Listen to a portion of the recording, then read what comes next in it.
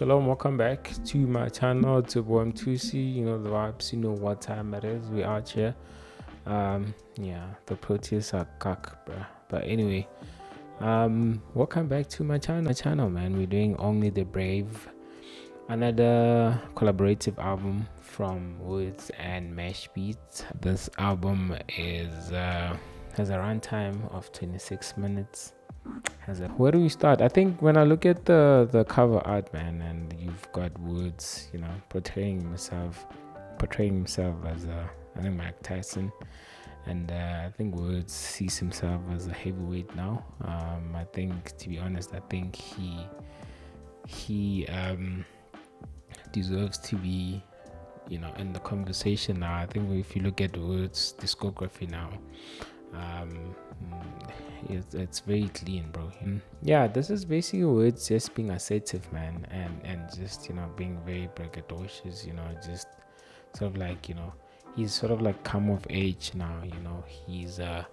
He sort of like knows that, yo, I'm also the heavyweight now, you know. I can literally go toe to toe with everyone. Hence you look at the opening song, Face the Lord. You know, he says his music is legendary, you know, and then he says, I'm not one you can take lightly, you know. So, and I think this is the first time I've actually heard Wordz being this assertive, you know. I think with some of his previous project, dog, I think he was sort of still trying to find his feet. I'm like here he sounds very mature, dog. Like he sounds very, it's like why eat what I feel, and also I can, like, I soak it, but I, you know, I mean, you see with songs like, you know, or Adam, you know, he actually talks about, you know, Aries issue. I think there's a lot of subliminals here that were, you know, I'd say like that were actually directed at Reese. But even with the song, where's the OGs? I mean, you know, when he on the hook he speaks about he's shooting but he's not a threat. I think that is a shot to Reese. Another shot to Reese came at Joy. I really found it interesting as well that he featured you know, Tyson. I mean, Tyson has a bit of history with Reese, but low key though. Then Wordz comes through as well. I like his cadence. I liked his delivery as well. And then interesting, there's a lyric where I think Wordz said, I could care less about a picture when it's water painted, you know. And then when you remember when Reese said a couple of snakes, niggas tried to photobomb the bigger picture, just so you know, they cropped out. Reese said this on Put It On with Tattoo Soul's album. And then with Tsonga Agenda, man, you have Mashbeatz and you have, you know, Wordz as well. I don't know if Mochene and DJ Slick, I think the song is co-produced by it's also co-produced by DJ Slick.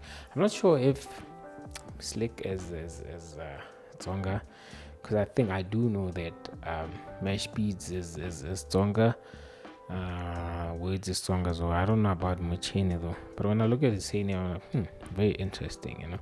I think this is just them sort of like paying homage to, you know, to their tribe and just being authentic to themselves.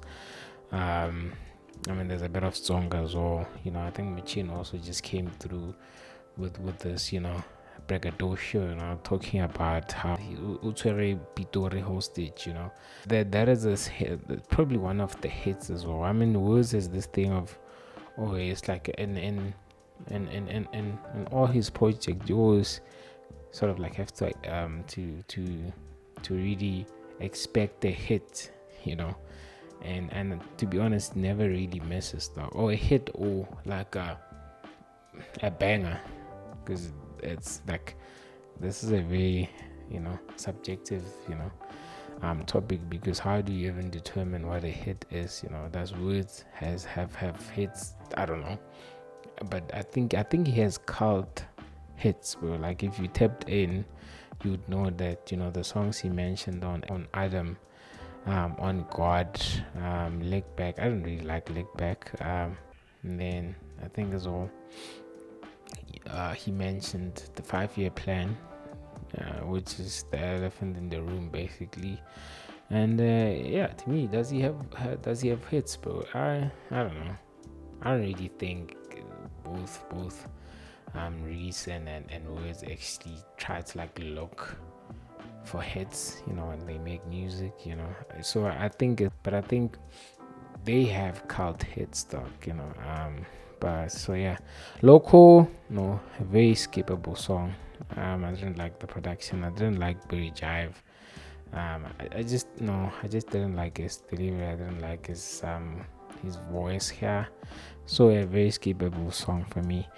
And then obviously Joy comes through with Tyson, a very beautiful song, like I said, very celebratory sort of like vibe, they've always had a good synergy, Tyson and Wordz. I mean, they collaborated on Laundry.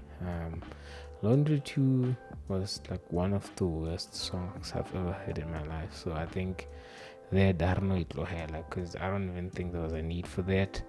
And you see Joy here. Joy is a very vibey song. I don't know, one of my favorite Wordz songs actually. And then you have Brand New, basically Wordz talking about he hasn't seen.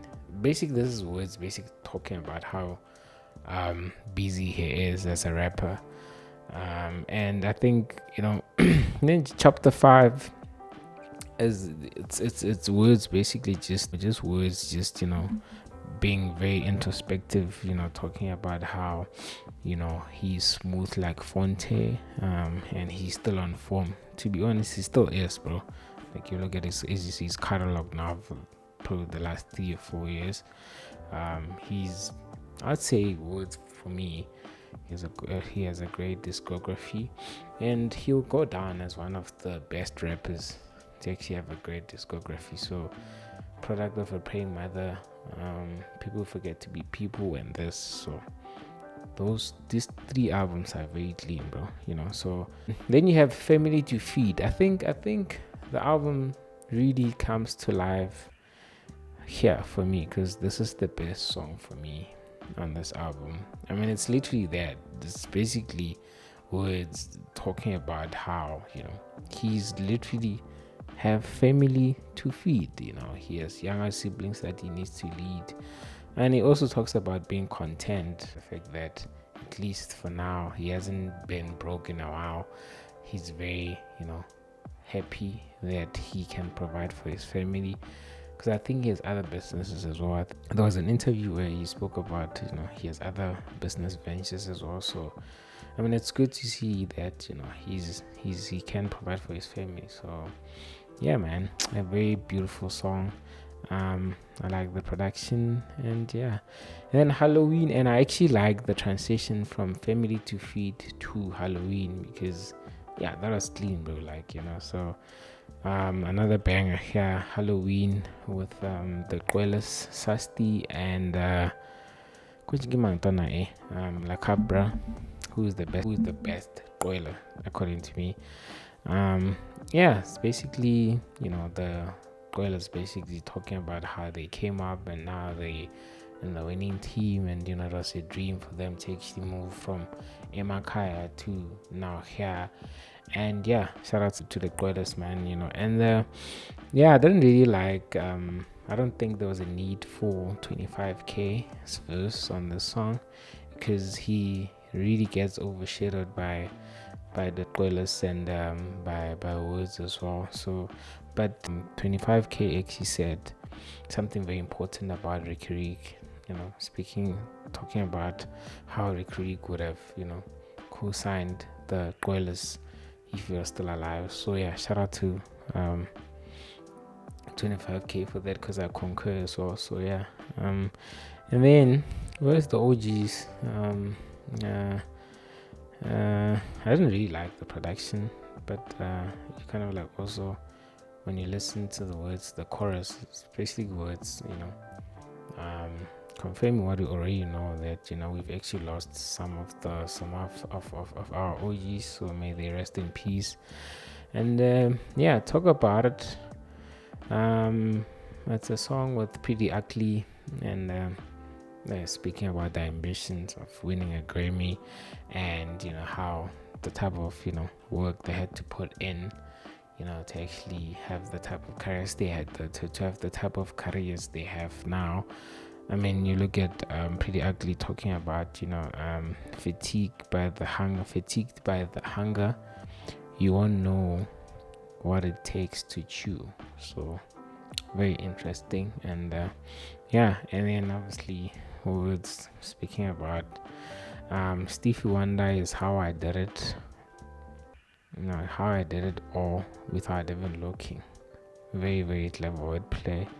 And and then the song, obviously, the album actually,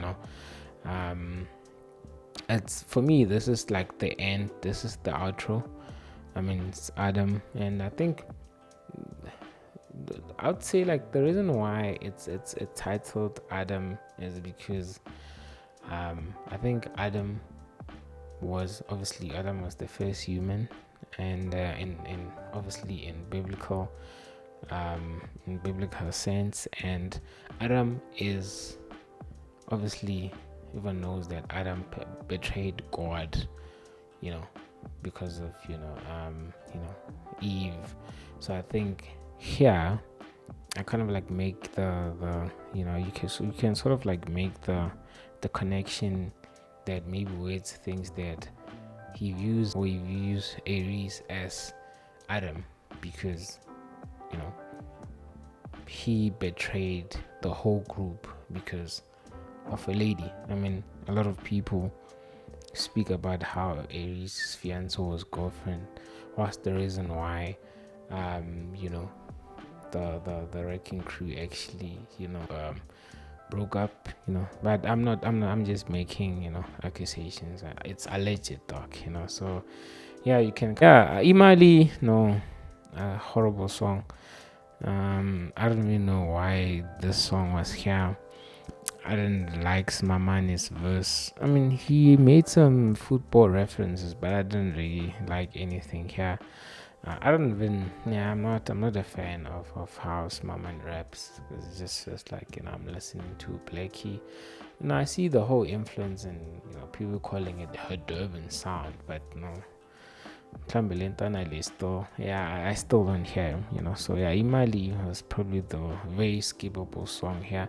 Imali and Loco were horrible songs, so just by that I give the album an 8 out of 10.